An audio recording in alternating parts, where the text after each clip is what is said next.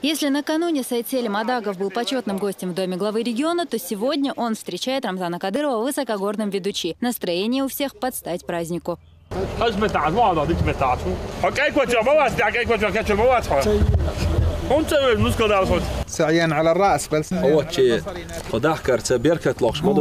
نحمد الله عز وجل على أن أكرمنا برؤياكم.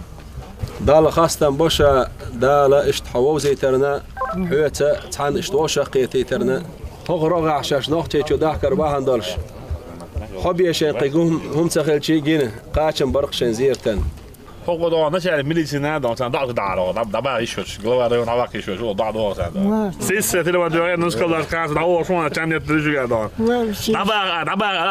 ده بقى مش بالله يعني ده ما سموني ويا نسكل ده سموني ويا وي نبينا يسمع تنام نه ده عادي فلان سيدي ده المسؤول انت اليوم نمت ولا قليلا نمت ريت على الموضوع ده فلان ريت على الموضوع ده فشل الله الله شيء جيفري ودع ديش دون ريت انت وين عبير كتير ريت عوام متأخرين عوام باص دون وهي سعدت بأن ترتبط برجل من أهل الله. إيه الله حسن والشتقت سوا شقي ترباه عندلش.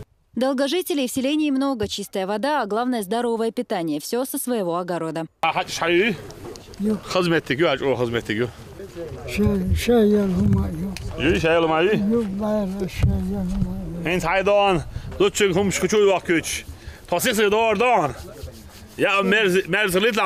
Здесь же богословы со всего региона прочитали мовлид, прося у Всевышнего благополучия для новой семьи.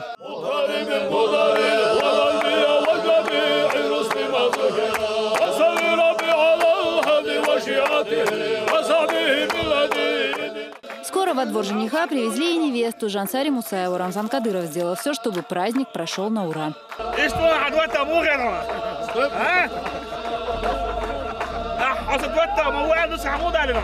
После этого гостей пригласили за стол. В ходе беседы Рамзан Кадыров отметил, что он и впредь будет заботиться о благополучии новой семьи.